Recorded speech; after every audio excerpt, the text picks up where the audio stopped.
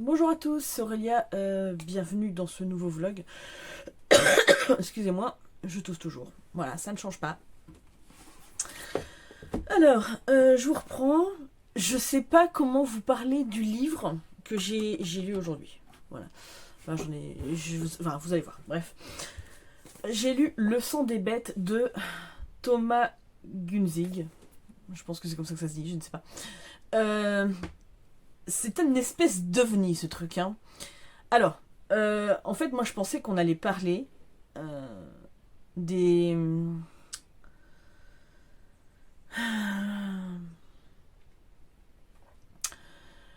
De la façon dont les hommes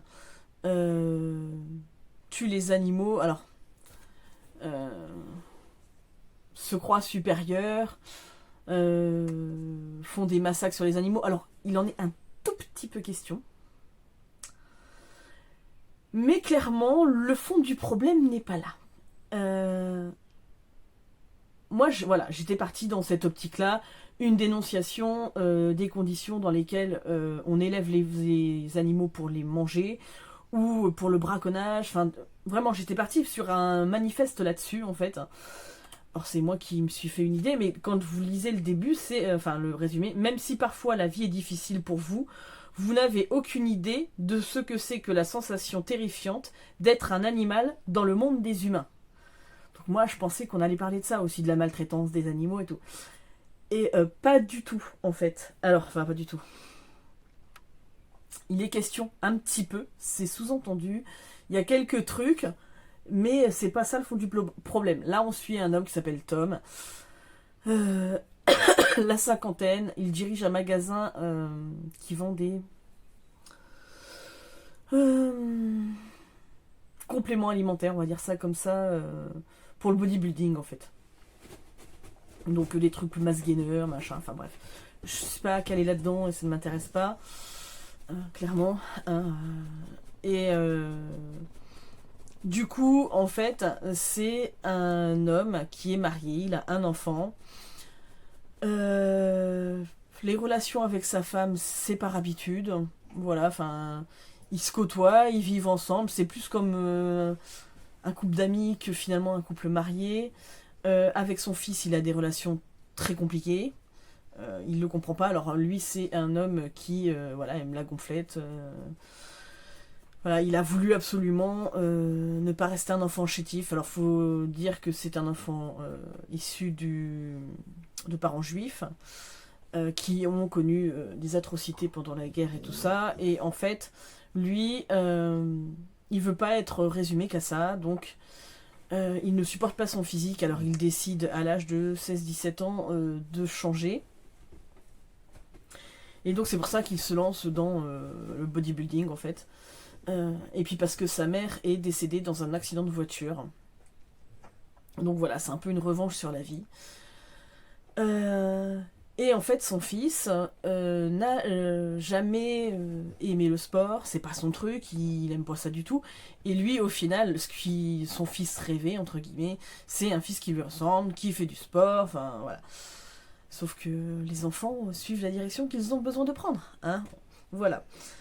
Début du livre, donc on le suit un petit peu comme ça. Alors il vit sa vie, mais il vit à côté de sa vie, parce qu'en fait, il travaille au magasin, il rentre chez lui, il mange, il va se coucher. En fait, en gros, c'est métro boulot dodo. Et plus rien ne l'intéresse dans la vie. Voilà, quand on lui parle, la seule chose qu'il a envie, c'est d'aller se coucher. Vraiment, il mène une vie un peu, voilà quoi. Donc, s'entend pas vraiment avec son fils. Sa femme, c'est le jour de son anniversaire, donc au début du livre, lui dit Jérémy va revenir vivre à la maison puisque il s'est séparé de sa compagne. Donc sa compagne est une asiatique qui a été adoptée par des parents français, qui met un petit peu tout sur le dos de l'adoption pour expliquer des choses. Alors après ça s'explique dans le livre, mais un petit peu, un petit peu. Donc il s'est séparé et en même temps lui dit, enfin dit à Tom, ton père va venir te, enfin va, tu vas manger avec lui demain midi, je sais pas quoi, bref. Et pour son anniversaire, en fait, elle a décidé de lui faire un test génétique. Alors, pas un test de paternité, mais c'est pour déterminer de quel continent vous venez, si vous avez des origines, par exemple, dans votre famille lointaine, enfin voilà. Donc, elle est partie dans cette idée-là. À côté de ça, donc il va rencontrer une femme, Tom. Alors, il n'y a rien de sexuel là-dedans. Hein. Elle sort d'un magasin avec un homme qui a la soixantaine. Et en fait, il va la croiser 2 fois. Et à chaque fois, elle va se faire maltraiter par l'homme avec qui elle est. Donc c'est une jeune femme rousse, typique irlandais. Et au final, première fois, il ose rien dire. Deuxième fois qu'il la croise, en fait, il va aller s'insurger auprès de l'homme qui la maltraite. L'homme se barre, il reste avec la jeune fille et en fait, elle décroche pas un mot. Donc il la ramène dans son magasin, lui fait prendre un café puisqu'elle a froid. Et au fur et à mesure de la discussion, alors elle lui lâche quelques bribes de trucs. Elle lui fait, mais de toute façon, mon propriétaire a toujours été comme ça avec moi. Donc lui, il comprend pas de propriétaire. Il fait, mais les propriétaires n'ont pas tous les droits. Il peut pas vous séquestrer chez... Enfin, pas séquestrer, mais c'est pas parce que c'est votre propriétaire. Mais lui, il pense par rapport à une maison, en fait. Que il a le droit de faire ce qu'il veut, même si vous réglez pas le loyer ou un truc comme ça. Mais elle lui fait, mais non, mais je suis son propriétaire, enfin, je suis sa propriété depuis que je suis née. Donc, voilà. Donc il va finir, lui pense que c'est une réfugiée, donc il va finir par l'emmener chez lui. Donc elle s'appelle N7A, alors vraiment décomposée comme ça, N7A. Et donc en fait elle lui dit qu'elle est une vache. Qu'elle a l'air humaine, mais que c'est une vache issue de manipulation génétique. Je sais absolument pas comment vous parler de ce truc, je suis désolée. Hein. Voilà, alors, j'ai failli l'abandonner, j'avoue, mais je voulais quand même savoir jusqu'où on allait dans l'histoire de la vache, machin, enfin bref. Un petit peu savoir ce qu'il allait advenir, parce qu'en fait, il y a quand même un secret derrière l'accident de voiture de la maman de Tom. Voilà, donc ça m'a fait continuer la lecture. J'en ressors en étant... Voilà. Je sais pas quoi vous dire. Alors à la fin, tout s'arrange, tout le monde va bien. Mais c'est extrêmement étrange. Ou alors je suis passée à côté. Peut-être, hein. Parce qu'on parle quand même de la condition des animaux, de la condition des juifs pendant la guerre. Enfin, mais tout ça, ça fait un espèce de globi-boulga chelou. Les manipulations génétiques, c'est pareil. Enfin, voilà. Donc, je pense qu'en fait, c'est le livre qui va m'ouvrir les toilettes de mon zoo, hein, parce que je l'ai lu. Il s'en va tout de suite, hein, et je ne le garde pas. Alors, il y a plein de gens qui ont trouvé ça apparemment, hein, derrière. Le prix Goncourt 2020, elle a trouvé que c'était bien. Adeline Dieudonné aussi. Voilà.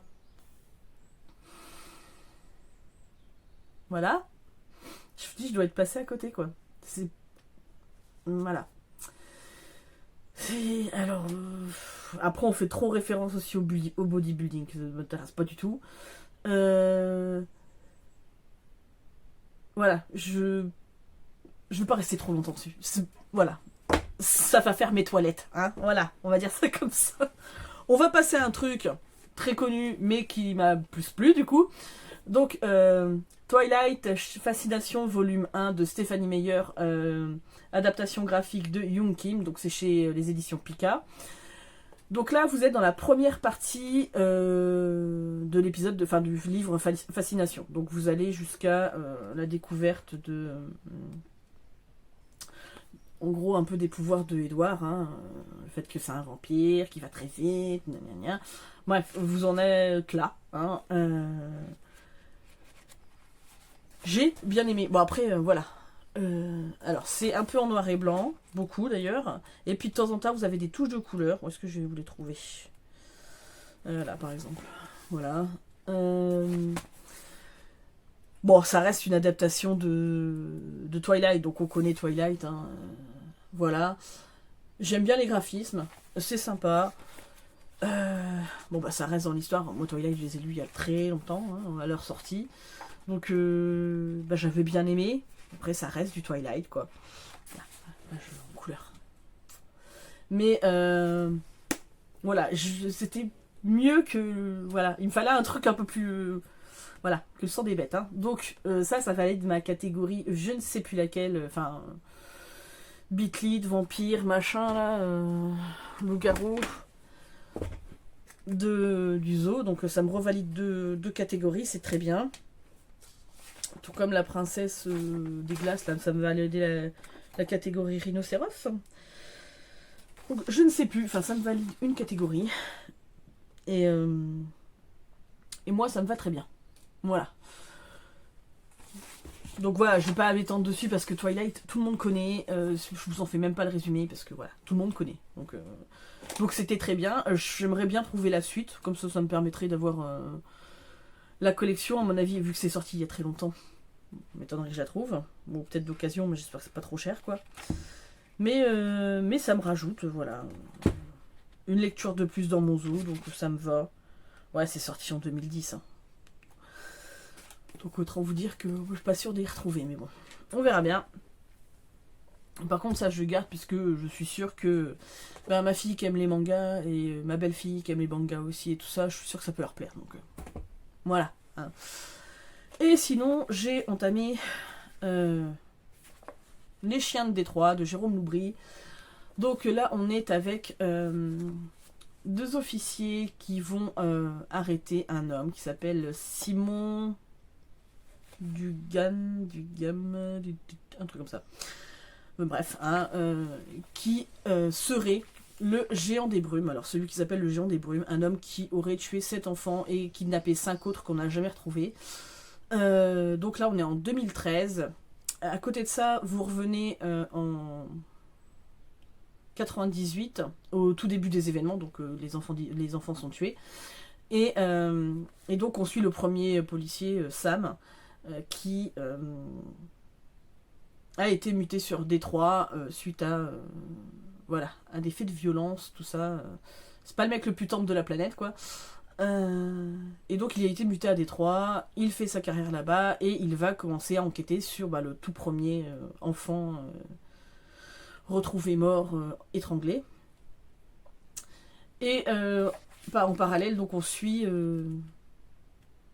en 2013 la poursuite de l'arrestation de Simon, qui ne veut parler qu'à Sarah, donc la coéquipière de Sam à l'heure actuelle, donc en 2013. Et voilà, et j'en suis là. Hein. Bref, j'ai lu 44 pages, hein, je suis au tout début. Mais pour l'instant, ça s'annonce assez prometteur, donc hein, c'est du Jérôme Loubry, c'est son tout premier, donc je suis curieuse de voir ce qu'il avait fait. Voilà. Bref, donc, écoutez, moi je vous laisse là, je vous reprendrai plus tard. Alors, je vous retrouve, on est mardi 20 février, du coup. J'ai réattaqué Les Chiens de Détroit, enfin bref, j'ai repris depuis le début parce que j'avais lu que 2 pages, donc... je sais plus si je vous en ai parlé de la séquence d'avant. Bref, donc on est avec 2 enquêteurs. Donc il y a Stan Mitchell qui enquête au début de l'histoire en 1998. Il y a eu des meurtres d'enfants, donc ils ont retrouvé 6 ou 7 cadavres, je crois, d'enfants abandonnés, en fait, laissés pour morts. Ils ont été étranglés. Voilà. Donc laissés dans des endroits où on pourrait les retrouver. Hein. Voilà, ils étaient cachés, mais sans plus. Donc c'est Stan Mitchell qui s'en est occupé. Donc c'est un homme qui vient de Washington de base, qui a été muté à Détroit à cause de ces violences policières et il a un petit peu tapé sa femme un soir où il était vraiment très énervé après avoir passé plus d'une semaine à traquer un violeur sur Washington. Donc, elle a dû dire un truc de travers. Lui, il avait trop bu. Et voilà, il lui en a mis une, hein, ce qu'il n'avait jamais fait. Et puis, bah, du coup, au tribunal, il s'est vu retirer la garde de son fils. C'est-à-dire qu'en fait, bah, demande de divorce, machin. Et donc, il n'a le droit de voir son fils que pendant les vacances.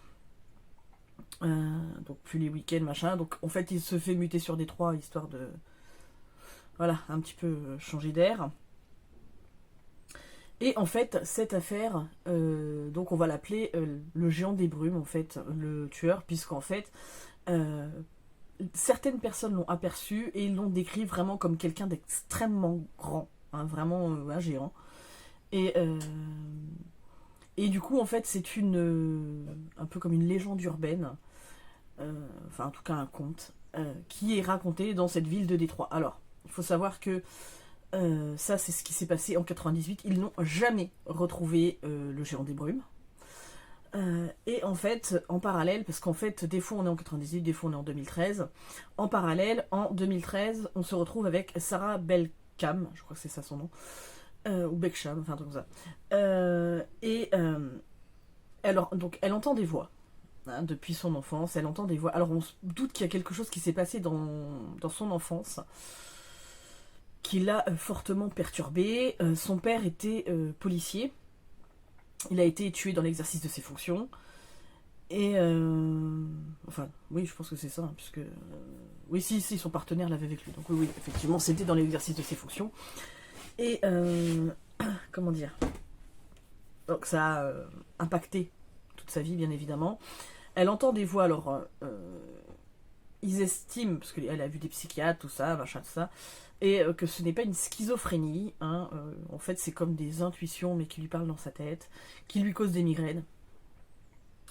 Et donc elle va être placée sur une affaire, au début, juste une disparition d'enfant, donc la mère de la petite fille, enfin de la gamine, pense que c'est une fugue. En fait, la mère, elle a 7 enfants, je crois, en tout. Elle est débordée, mais elle est, à mon avis, cocaïnomane et... non, ou héroïnomane. C'est quoi quand vous vous piquez? Je sais plus. Je crois que c'est l'héroïne. Elle boit. Ses enfants un peu se débrouillent tout seuls. Donc elle, dans sa tête, la mère pense que c'est une fugue, voilà. Elle a déjà ses autres gamins à s'occuper. Et puis bon, bah, je pense que... Bref, je vais pas juger ce genre de personne, puisque je n'ai pas jugé. Mais donc du coup, elle est appelée au début pour une disparition d'enfant. Malheureusement, dans le lendemain, je crois, un petit garçon qui s'appelle Charlie, c'est ça, est avec son père au centre commercial. Donc ils passent une journée tous les deux, enfin voilà. Et bah, pendant que son père est en train de payer à la caisse, le petit garçon a très envie d'aller faire pipi. Comme les toilettes sont pas très loin de la caisse, le père il lui dit bah écoute vas-y, je te rejoins une fois que j'ai fini de payer. Le père attend dans les toilettes, enfin à côté des toilettes, tout ça. Au bout de 10 minutes, il ne va toujours pas ressortir, donc en fait qu'est-ce qu'il fait? Il va essayer de voir dans les cabines des toilettes et tout ça, et finalement il retrouve le jouet qu'il venait d'acheter à son fils bah, par terre dans une cabine, et le fils n'est pas là. Donc qu'est-ce qu'il fait? Il appelle les médias lui, hein, au lieu d'appeler la police, hein, parce qu'ils n'ont plus confiance en la police vu ce qui s'est passé, qui n'a pas été résolu il y a 15 ans de ça. Voilà. Donc, on est là, donc il y a une autre disparition d'enfants, donc là, il retrouve le vélo avec des taches de sang, alors des petites taches de sang à côté, mais pas l'enfant. Donc voilà, donc il va falloir que Stan et Sarah collaborent, hein, puisqu'en fait, au final, plus personne ne voulait mettre Stan sur l'affaire, mais comme il a participé, c'était lui l'enquêteur principal de l'affaire il y a 15 ans, il est remis sur le coup avec elle, donc voilà. Au début de l'histoire, ils arrêtent quelqu'un. Voilà. Pour le meurtre des enfants. Sauf que Sarah, au fond d'elle-même, sent que c'est pas lui. Hein, donc, ou qu'il y a quelque chose qui cloche en tout cas. Donc voilà, donc en gros je vous mets un petit peu l'histoire, alors j'espère que je ne vous ai pas trop spoilé. Et sinon en toile de fond, parce que le truc qui est hyper important, c'est la ville de Détroit. Parce que c'est une ville avec la crise des subprimes et avec voilà, était très riche à une époque, enfin très riche, était une ville très prospère, on va dire, à une époque, sauf que là, elle est en train de péricliter avec la crise des subprimes. La moitié, plus de la moitié des maisons, les gens sont expulsés pour être vendus, sauf qu'en fait, plus personne ne veut habiter à Détroit, parce que de toute façon, le taux, même le chômage, tout ça, ça va pas du tout. Donc on est vraiment dans ça. En fait, on a cette entité, le géant des brumes, on ne sait pas qui c'est, on a ces deux inspecteurs, et cette ville de Détroit, qui est une ville un peu fantôme, en fait, finalement. Vous avez du monde dedans, mais vous avez les trois quarts des quartiers, quasiment, qui sont à moitié vides, si ce n'est complètement vides. Voilà. Donc, bah écoutez, pour l'instant, j'aime bien ce que je lis. Jérôme Loubry, de toute façon, ça se lit très très vite. Hein.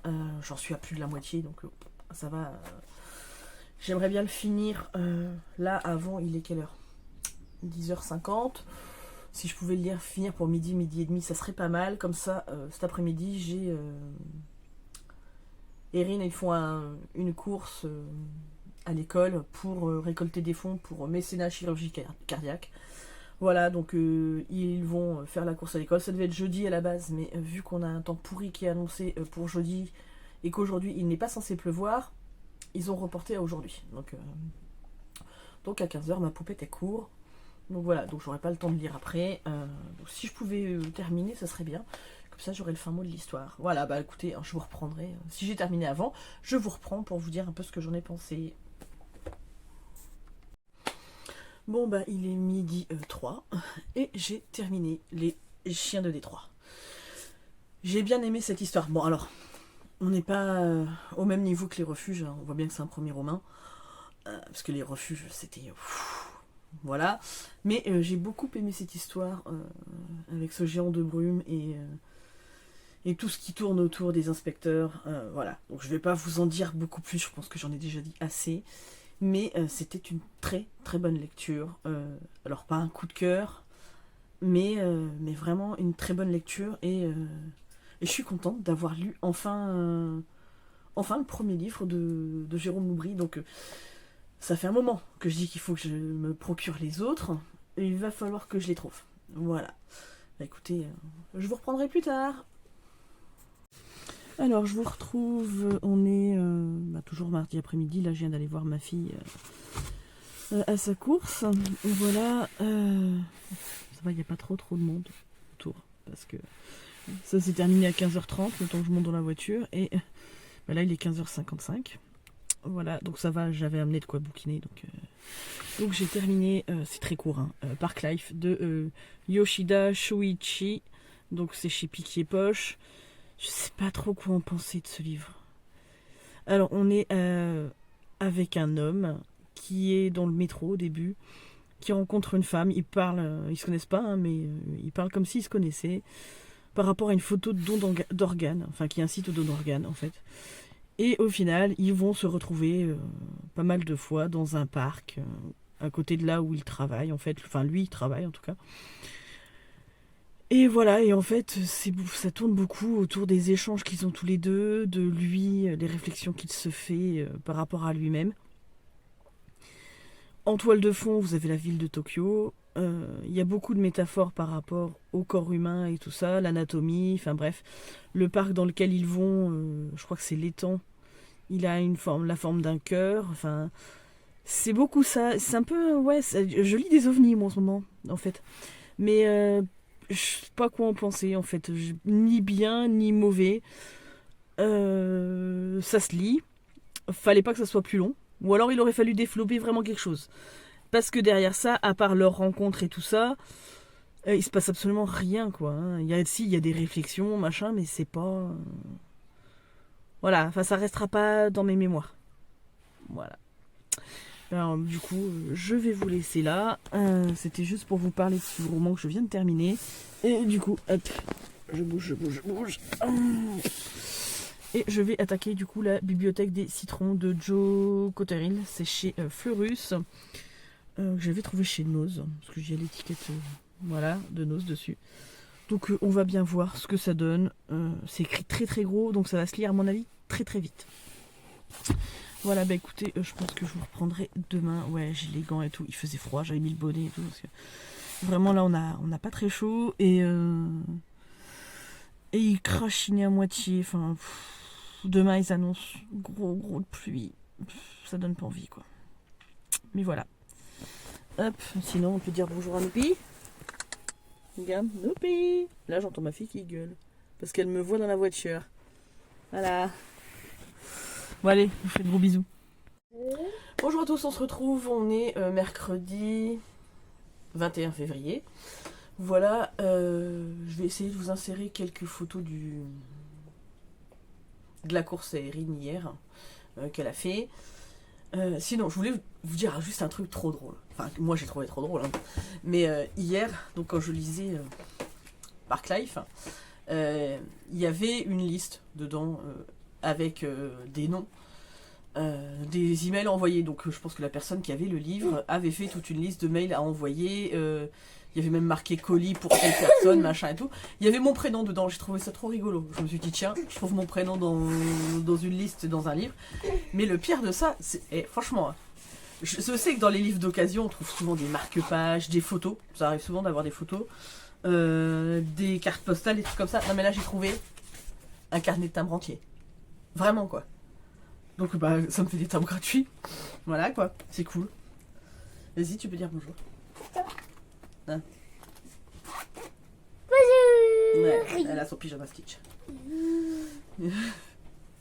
Oui, parce que c'est le matin, il est presque 11h, mais on est encore en pyjama. Hein?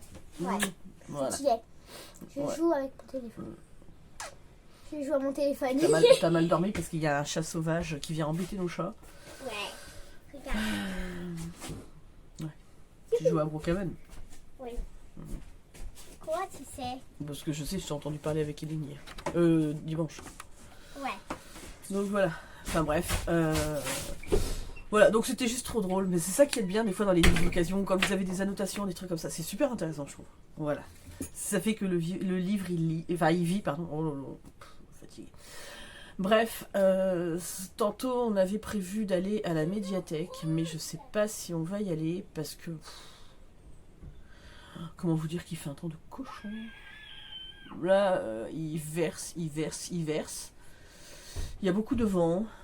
Ouais, alors, j'aime bien la météo, enfin la télé, ils disent ouais, tempête. Alors, mais, chez nous, on a des coups de vent tout le temps. Hein, donc, nous, on n'appelle pas ça des tempêtes. Hein. C'est bon, quoi. Mais bref, c'est pas grave.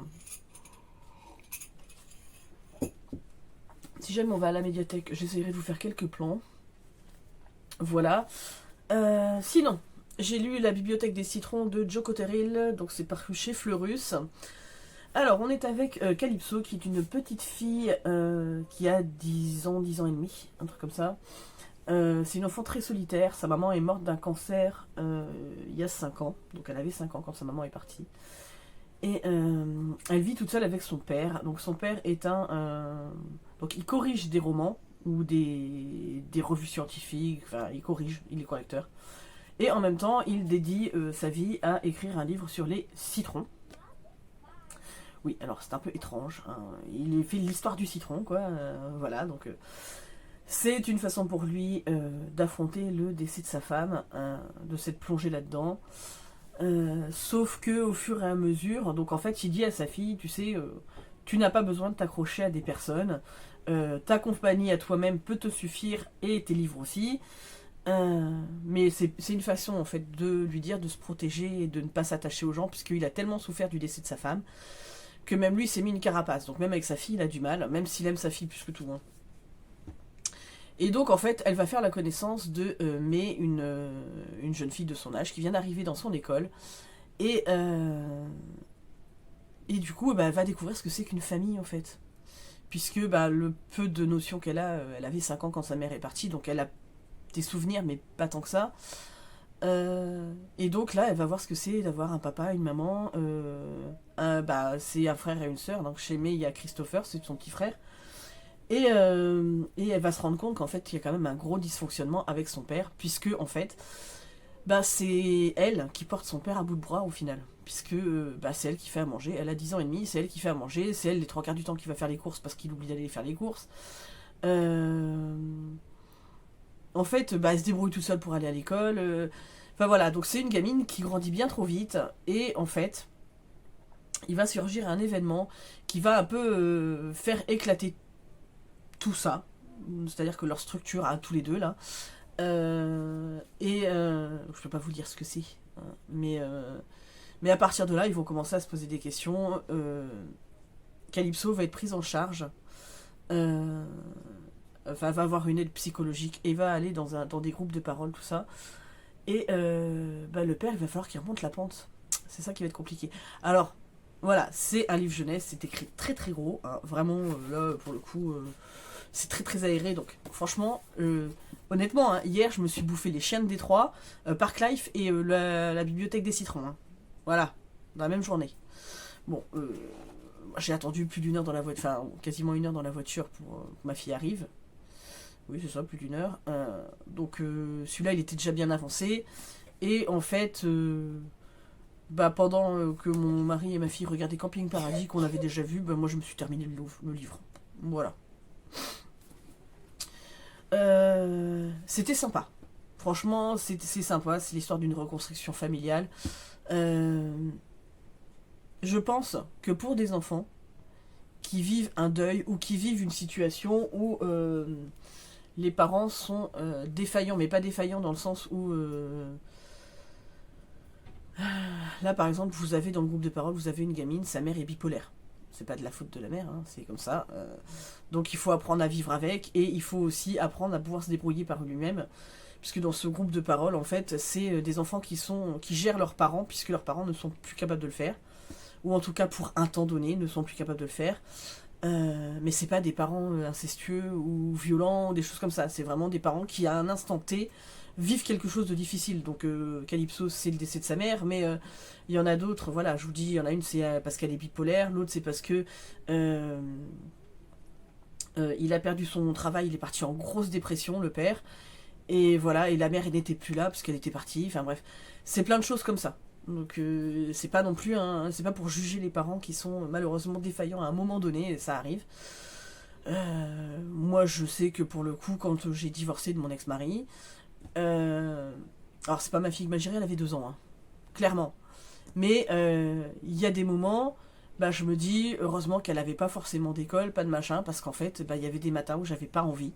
Je m'occupais d'elle, on faisait notre petite vie à toutes les deux, mais j'avais envie de voir personne, j'étais pas... Donc voilà, je peux comprendre qu'à un moment donné, on est dans sa bulle et que c'est compliqué.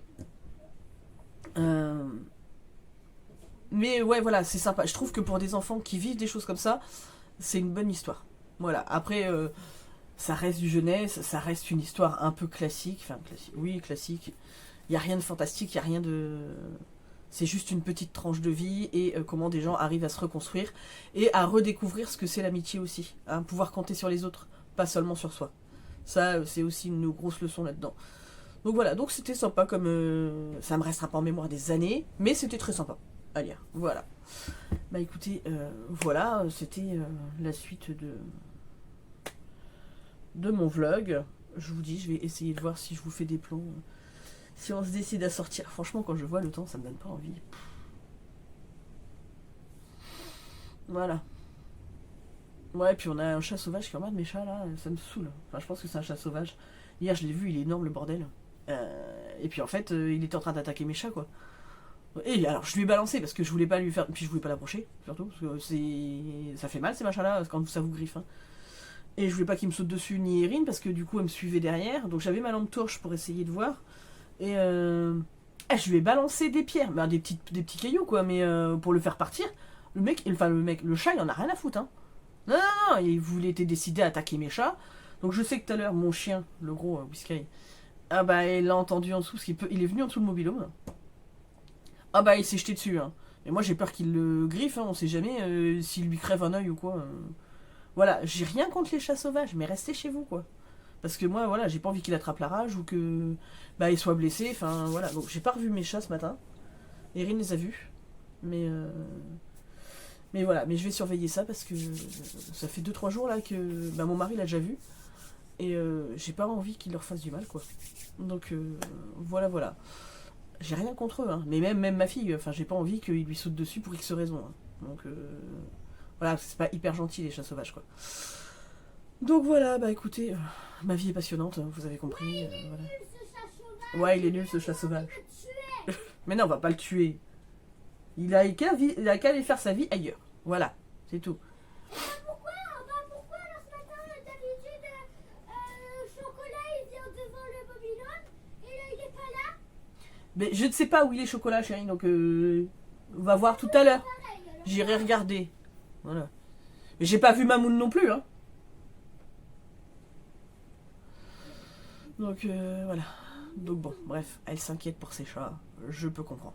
Voilà, bref. Chocolat c'est un bébé chat. Oui, chocolat, c'est un bébé chat. Ouais, enfin, c'est plus un bébé chat, chérie. Oui, mais même Enfin, il a 2 ans et demi, le chat. ça reste un bébé chat. Bref, c'est pas grave. Bon, allez, je vous fais de gros bisous. Tu dis à tout le monde si c'est bon les crêpes? Oui, c'est trop bien. Ouais. On a fait des crêpes. Ouais. On a même allé à la bibliothèque. Ouais. Je regarde les sisters. Tu regardes les sisters? Est-ce que je peux prendre une petite je peux me faire un chocolat chaud? Oui, attends, je vais te le faire. Ouais, Tu veux dans une tasse? Oui, une tasse. Ok.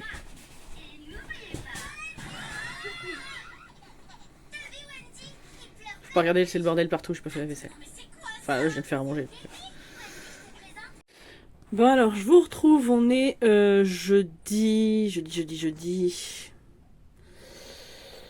22 février. Et là, je vous montre, en fait, je suis en train de ranger ma pièce où il y a mes livres. Voilà, vous voyez un petit peu l'étendue des dégâts. Voilà. Et là, j'ai pas mis tout ce qui est, enfin j'en ai quelques-uns, mais tout ce qui est sur mes livres spiritualité, machin, ça j'ai pas mis. J'ai pas mes livres de cuisine, enfin j'en ai 2-3 là en bas, mais c'est tout. J'ai pas les beaux livres, en fait, qui sont là. Et en fait, quand vous regardez cette énorme pile à lire, alors il y a, je pense que dedans, il y a une vingtaine de livres que je veux garder, que j'ai déjà lus. Ceux que vous voyez là, c'est ceux que j'ai envie de lire, soit pour des challenges à partir de des Pocket Terror là. Tout ça, le Magic Charlie, la Servante écarlate, là il y a le Olivier Norek. En fait, ceux qu'on voit là, ici aussi, c'est en fait des livres que je voudrais lire en priorité. Quelques-uns qui se trouvent par là aussi. Mais ici, là. Mais j'avais pas la place de tout mettre. Mais quand vous regardez ça, c'est juste ma petite pile à lire de ces 2 dernières années, en fait. Il doit y avoir quelques livres que j'avais récupérés dans mes cartons. Mais sinon, tout le reste, il y a au moins facilement 7 ou 8 cartons, je pense, chez mes parents. Et j'ai au moins... bon, on va pas dire de bêtises, mais je pense que j'ai au moins 10 cartons dans mon container. Voilà, de livres. Ça fait peur. Voilà, donc ben... c'est comme ça. Donc, et puis je me suis inscrit à la médiathèque hein, pour bien faire. Voilà, comme ça... j'ai pas assez de livres à lire. Non mais vraiment, ça fait peur quand même. Je sais pas si j'aurai assez d'une vie pour tout lire. Bon là, il y en a quelques-uns, je les vois là, c'est des livres que j'ai déjà lus. Mais bon, ils sont arrivés sur le tas, je les ai retrouvés qu'après. Enfin bref, voilà, bah, je vous reprendrai plus tard dans la journée.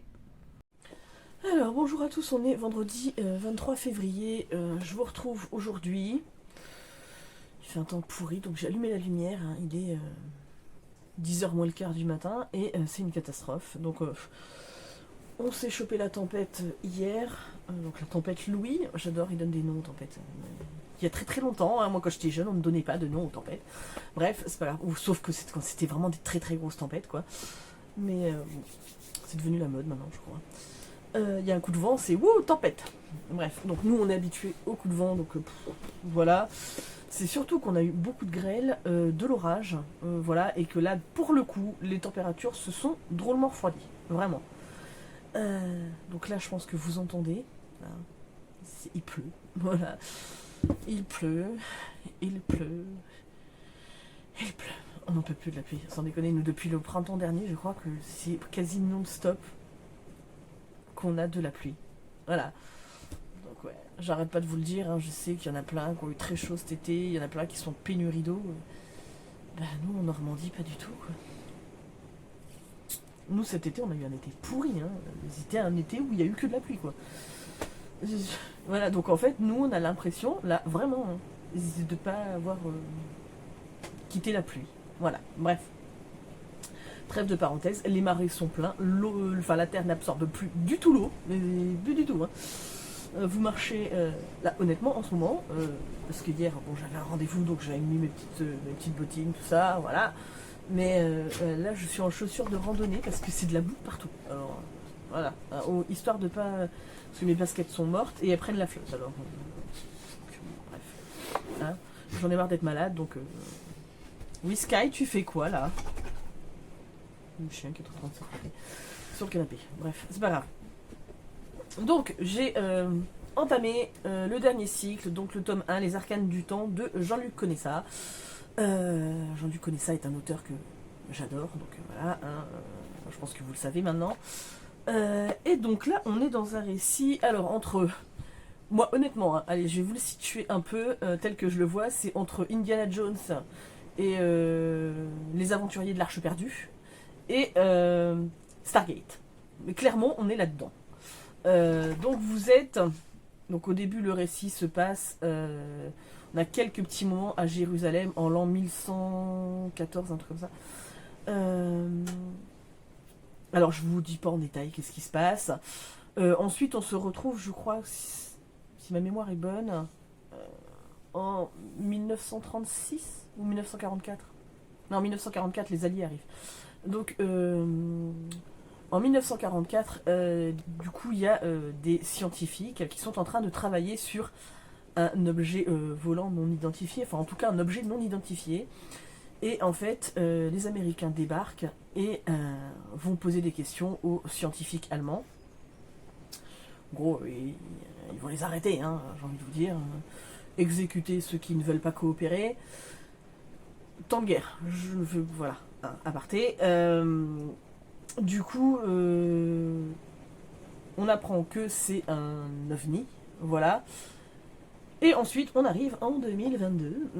Voilà, voilà. Alors, je reste vague, exprès, hein, pour pas que, si vous lisez le livre, que vous soyez spoilé. Hein. Et on se retrouve en 2022 où on va retrouver une jeune femme qui s'appelle Anna Rose Lester, qui est étudiante, enfin, elle est à l'université en tout cas, et elle a 23 ans, je crois, si je dis pas de bêtises. Et elle a réussi à déchiffrer un codex que personne n'arrivait à déchiffrer depuis quasi un siècle. Donc elle a réussi à déchiffrer que c'était... Et non, je vais pas vous le dire, c'est pas... parce que sinon je spoil, c'est pas bien. Et donc elle va être engagée par les services, par des services secrets, voilà, qui s'occupent de tout ce qui est extraterrestre. Et elle va être embauchée justement pour travailler sur ce codex et ce fameux truc non identifié, enfin, qui était en Allemagne. Hein, voilà. En parallèle de ça, on va arriver en France et on va suivre Kevin. J'aime bien. Je suis sûre que c'est un clin d'œil à votre fils, Jean-Luc. Du coup, on va suivre voilà, donc Kevin qui a 22 ans. Enfin, il est jeune. Hein. Et du coup, qui s'entraîne. Quand il va rentrer chez lui, son père adoptif, puisqu'en fait ses parents sont décédés dans un accident de voiture quand il était petit, va... comment dire? Moi je crois que c'est un accident de voiture. Si je dis des bêtises, je suis désolée. Bah, en fait, va lui laisser un message en lui disant surtout ne rentre pas. Quand il va arriver, il va voir des hommes armés devant chez lui et il va passer un coup de fil, donc en retrait, hein, pour pas qu'on le voit. Va avoir son père adoptif qui va lui dire surtout tu me... Enfin bref, ils vont réussir à se retrouver, il va le prendre sur la moto, ils vont aller à l'église. Malheureusement, son père adoptif aura été touché. Et donc il va se retrouver à partir en cavale avec le père Antoine Fargas, je crois que c'est ça son nom. Et donc du coup, ils vont arriver aux États-Unis, puisque son père adoptif est mort. Hein. Ils vont arriver aux États-Unis et ils vont lui expliquer un petit peu tout ce qui se passe. Voilà, donc clairement, j'essaie de pas trop vous en dire. En gros... il y a deux luttes qui s'affrontent en fait. Il y a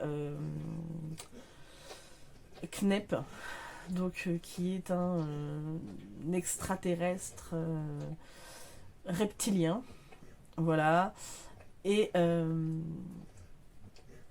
en fait, alors qui fait partie de la confrérie du serpent, et il y a les Milites Christi qui, donc l'ordre des Templiers en fait, hein, ce qui va devenir l'ordre des Templiers en tout cas, qui lutte pour la survie de la planète. L'autre, il veut anéantir tout le monde, là, le Knep. Hein. Donc, en fait, on est clairement là-dedans, dans la mythologie égyptienne, mais en même temps, vous avez de la mythologie nordique, puisqu'il y a des runes. D'ailleurs, j'ai bien aimé la clin d'œil à Féu, hein, voilà. Je connais, hein, Jean-Luc, je sais. Voilà. Bref, donc du coup, on est là-dedans, et c'est hyper passionnant. Donc, on sent bien qu'on est dans une introduction, hein, parce que... il y a plein de choses qui se mettent en place. Clairement, là, je suis à la page 139. Et sur 237, donc il me reste pas non plus énormément de trucs à lire. C'est très très fluide, ça se lit très bien. Et en fait, je sais déjà que je vais avoir envie de lire la suite, quoi. Donc, clairement, voilà. C'est passionnant, j'adore. Je lis peu de SF. Je reconnais, c'est un genre littéraire. Alors, je vais pas dire qu'il ne m'attire pas, c'est pas vrai. Mais ça dépend de la SF en fait. Tous les trucs vont pas me convenir. Voilà, je reconnais. Les trucs qui se passent dans l'espace, machin. Il y a des trucs qui sont intéressants. Il faut que ça soit vraiment bien amené. Et là, en fait, le fait qu'il y ait une parallèle entre la mythologie qu'on a nous sur Terre et tout ce qui se passe dans l'espace, là. Bref, ça m'intéresse vachement. Donc, pour ça, c'est très réussi pour moi. Voilà, donc je vais arrêter de parler. Hein, je vous en redirai plus quand je vais l'avoir terminé. Là, j'ai plein de trucs à faire. Voilà, hein. Faut que j'aille passer la toile dans l'autre mobil-home puisque les enfants arrivent ce soir. Et puis ranger de ce côté-là, j'aimerais bien ranger mon armoire aussi, parce que c'est le bordel. Là, on va profiter des vacances pour ranger dans les chambres des enfants tout ce qui ne leur va plus, machin, ou ce qu'ils veulent plus, ça dégage, ça libère de l'espace. Voilà. Donc je fais ça assez régulièrement, parce que quand on vit voilà, en mobil-home comme nous, à un moment donné, quand on peut libérer de l'espace, on libère. Et puis, ah oui, si, je voulais vous dire, j'ai commencé avec Erin. Donc on vous le présentera plus tard, mais j'ai commencé à faire un bullet journal. Voilà. J'avais commencé déjà 2 fois, j'ai fait tentative 2 fois, mais je crois que c'est l'année dernière que j'en ai commencé un, et au final, j'avais pas le temps. Avec le boulot, tout ça. Là, maintenant que je suis à la maison, en attendant de trouver du travail, ça va me permettre de mieux caler mes journées. Parce que, clairement, bah là, comment dire, je me laisse un peu aller. Alors, je me laisse aller dans le sens où, en fait, je structure pas vraiment mes journées. Ça vient un peu comme ça va. Et des fois, je me dis, putain, mais j'arrive à la fin de la journée, je fais, mais j'ai rien foutu, en fait. Donc, c'est juste plus pour m'aider à m'organiser. J'ai plein de trucs que j'ai envie de faire. Voilà. Vous me connaissez, des formations sur le tarot, sur des cartes, tout ça. Pardon. Désolée. Plein de choses, même en loisirs créatifs, tout ça.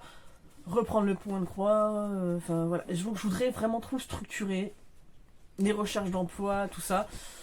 Donc me dédier du temps à... Et puis ça me fait du bien finalement, parce qu'hier on a fait ça un peu avec Erin. Alors je ne suis clairement pas une pro du... Voilà, je vais vous montrer la page de... voilà, je suis pas très très douée. Le soleil c'est ma fille qui l'a fait. Tout le reste c'est moi, mais le soleil c'est ma fille. Les étoiles j'ai pris un pochoir parce que je sais pas faire les étoiles. Et puis voilà quoi. Donc franchement c'est hyper basique, je ne sais absolument pas dessiner. Mais j'ai envie d'apprendre à dessiner des petits doodles. Je pense que ça c'est quand même à ma portée. Et ne serait-ce que réussir à faire des trucs comme ça, vous n'imaginez même pas la grande fierté. Voilà.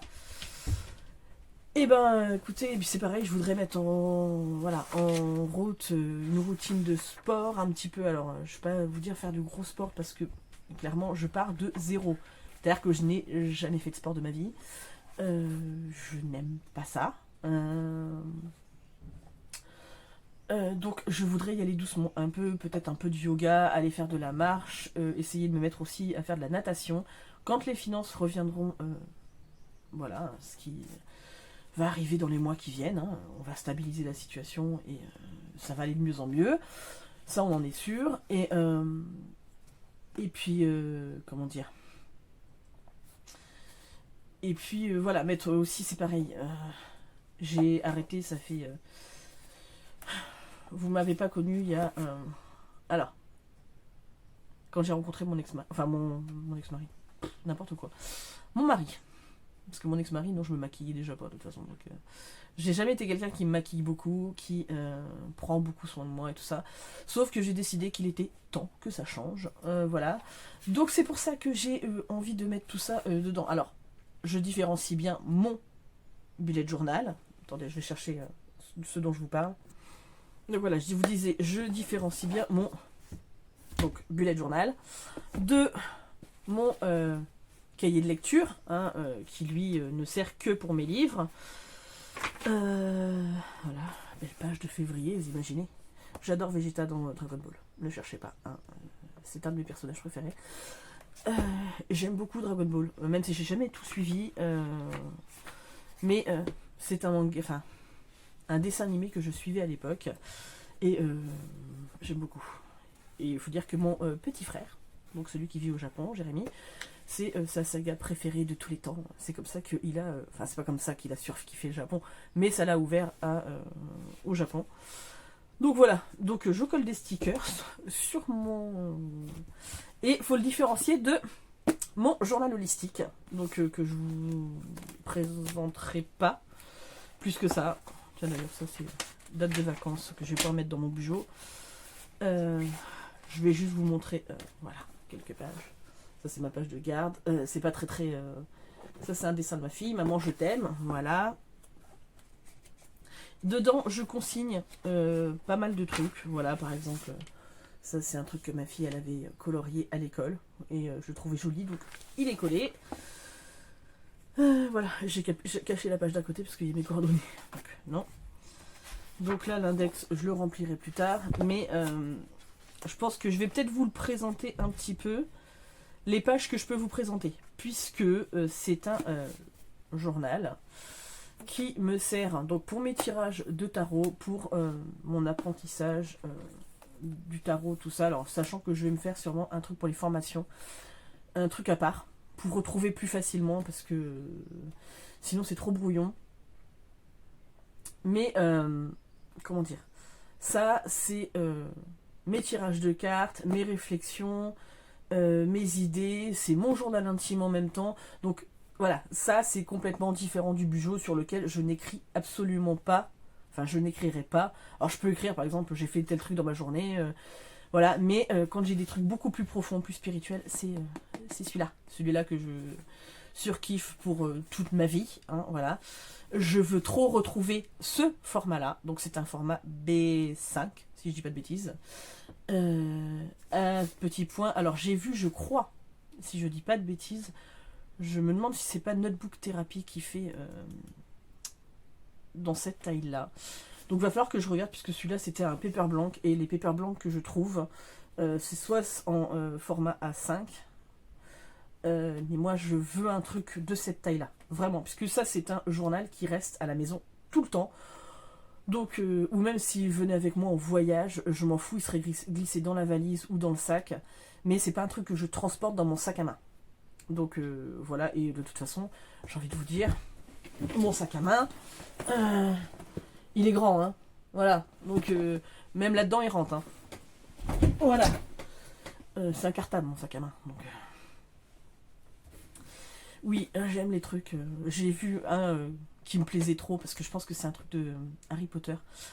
C'est chez Little Purple Books, quand elle a fait son vlog là sur sa journée shopping. Il est trop beau ton sac, vraiment. Si tu passes par là, je surkiffe. Et, mais il ressemble un peu au mien, du coup, c'est un peu dans le même genre. Voilà, donc du coup, mon journal holistique, il sert à mettre les dessins de ma fille que je veux absolument garder. Après, il y aura des trucs dans mon bureau, parce qu'elle aime bien me faire des dessins. Hein, donc, voilà.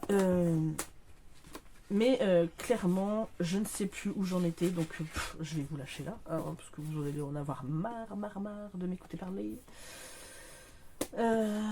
Mais ouais, j'ai besoin de tout... de me faire un vrai... de me faire des vrais carnets, ça me fait du bien de toute façon. Là, le Bugeot, rien que... c'est bête à dire, j'ai pas fait grand chose pour l'instant, parce que j'ai pas eu beaucoup de temps. Mais c'était trop drôle. C'était trop drôle hier soir. Ma fille faisait son Bugeot, je faisais mon Bugeot. Et mon mari, il était en train d'écrire des trucs sur un papier volant, comme ça. On avait l'impression que tout le monde étudiait là-dedans. C'était trop drôle. Bref. Du coup, j'ai marqué, voilà, je vais même coller les trucs de la médiathèque, comme ça, je sais quand est-ce qu'elle est ouverte. Mais ça me fait du bien. Au final, chercher des idées, je sais que je vais prendre des trucs pour coller, enfin... Voilà, donc j'ai encore parlé pour ne rien dire. Je pense, très honnêtement, que je vais essayer de terminer mon Jean-Luc connaît ça aujourd'hui. Et comme ça, je clôture le vlog derrière, j'en ouvrirai un autre, ça va éviter que ça soit trop long, parce que je ne fais que de blablater, alors voilà. Bref, à tout à l'heure. Bonjour à tous, je vous reprends pour clôturer ce vlog. On est dimanche. 25 février, c'est ça? Voilà. Excusez-moi, je parle encore du nez. J'ai de nouveau la crève. Je passe mon temps à avoir la crève. Depuis cet automne-là, depuis, ouais, juste avant la tempête, je fais que ça. J'ai la crève tout le temps. Voilà, donc c'est pas grave, hein, on fait avec. J'en ai marre. Pardon. Excusez-moi. Bon, j'ai terminé le dernier cycle, le tome 1, Les Arcanes du Temps de Jean-Luc connaît ça. Je vais pas vous faire un résumé plus que je ne l'avais déjà fait. J'ai beaucoup aimé l'histoire et du coup je me dis... donc là j'ai réentamé, du coup c'est ce que vous verrez dans le prochain vlog. Sauveur et fils, hein, donc j'ai avancé. Hein. J'en ai lu un petit peu hier, une centaine de pages je crois. Et comment dire? Du coup, je pense que ce que je vais faire, c'est que je vais me lire un tome par mois, ce qui va me permettre d'acheter, parce que j'ai le 2 et le 3 que Jean-Luc m'avait fait parvenir, celui-ci je l'avais acheté moi-même. Et du coup, je me dis, ça va me laisser le temps. Là, c'était vraiment ce mois-ci qui allait être le plus dur, donc on est en plein dedans, et voilà, mais les autres mois, ça devrait aller mieux. Donc je vais me procurer le tome 4 et le tome 5 dans la foulée, comme ça je me fais un tome par mois, et j'aurai lu la saga entière. Voilà. Et j'aime beaucoup ce que je lis. Et puis bah, après aussi, monsieur connaît ça. Hein, vous sortez le collector, je pense que je me prendrai le collector, parce qu'avec les images et tout, ça doit être trop beau. Voilà. Sachant que j'ai envie de m'acheter aussi Miss Hermione, puisque je sais qu'il va sortir le deuxième tome, enfin qu'il est en train de l'écrire. Voilà. Donc bon, j'ai pas mal. Novice sans elle aussi, j'ai envie de prendre. Enfin voilà, donc j'en ai plein. Enfin, de toute façon, tout ce qu'il fait, je le prends. Donc voilà, c'est pas grave.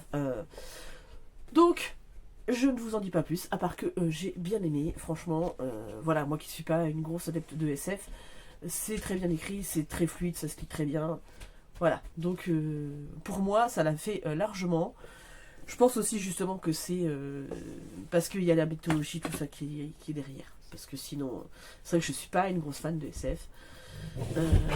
Même en film, hein. Je suis pas... À part Stargate et Star Wars. Voilà. Sinon, c'est pas une grosse fan. Mais voilà, bah écoutez, moi je vais vous laisser là. J'essaierai de rouvrir un vlog demain, je pense.